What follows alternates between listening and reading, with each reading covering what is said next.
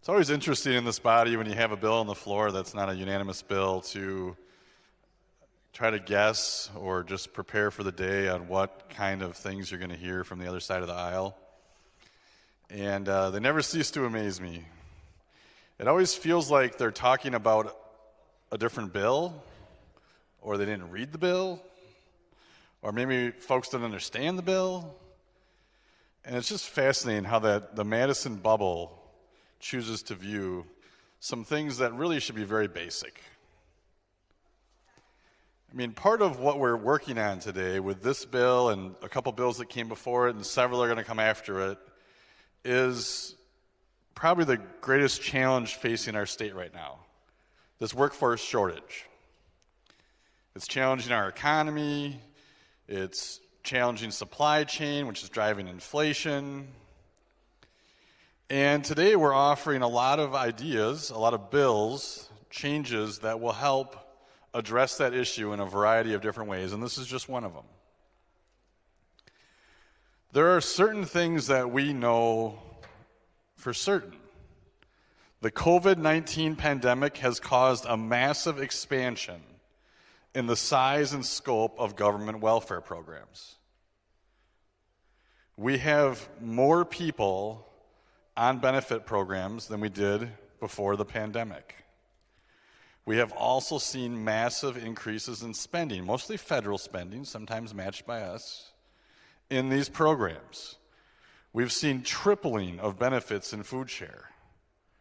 We have new programs that will provide cell phones and expanded programs for utility payments and rent assistance and internet, and you can just get all kinds of money in these programs now with more people on them than ever before.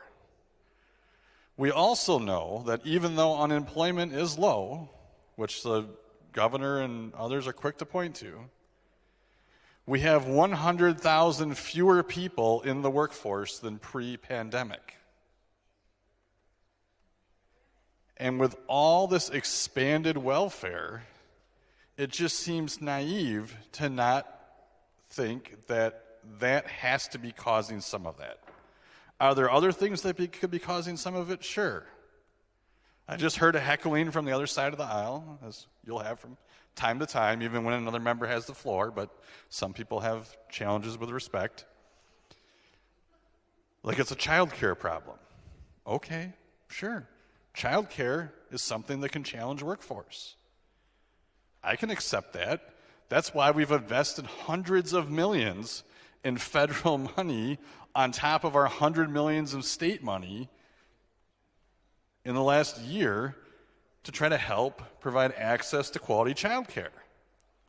So we can accept, I think our side of the aisle can accept, as we've done those things, that child care can be a challenge. So we've invested in it. Why can't others accept that welfare, the expansion of the welfare state, trapping more people in this welfare system like the left seems to love to do, why can't you accept that that's part of the problem too? And that's what we're trying to address here in a very common sense way. I mean, listening to some of these remarks today, you would think this bill ends food share. That's the way one of the members sounded on the other side of the aisle, Mr. Speaker. Like we're just taking all the food away from everyone. All the bill says is that the governor has to stop avoiding applying current law, which says if you are an able-bodied adult without dependents, right, don't have kids. Oops, I thought I heard earlier that we're taking the food away from kids. Not this bill. All it says is that you have to look for work. Isn't that the way these programs are supposed to work? When I get out of the Madison bubble and away from the rhetoric down here and I go talk about this in my district and say, this bill I'm presenting requires two things, which are already current law, that the governor refuses to do. It requires you to look for work or get training to go to work if you're getting this benefit program. And the other thing it requires you to do is take a drug test so that if you're on drugs, you can get off of them and get to work. Now, when I talk to folks in my district about that, they're like, well, who in the world would be opposed to that? Isn't that what these programs are supposed to do? Help people that need a little help get back to work. And then as an added bonus, if you're addicted to drugs, and that's part of what's causing you to not be able to function and get to work, get off of drugs. So what's the problem?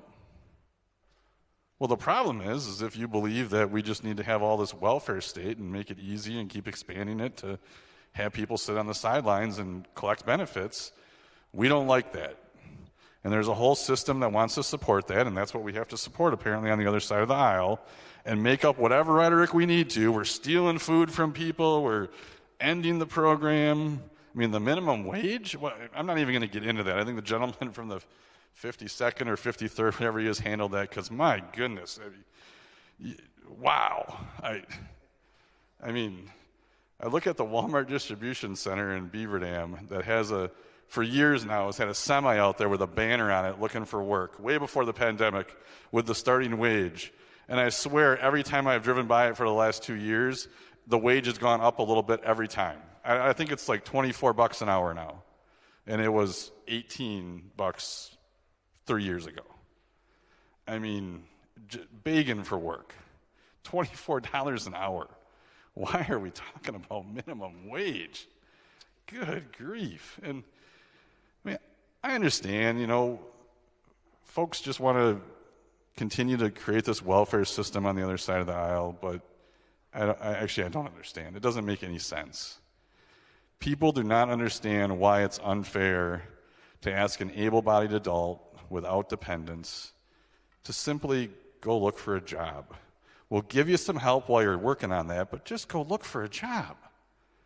Could anything sound more basic? And I know that it's, I heard the benefits aren't great.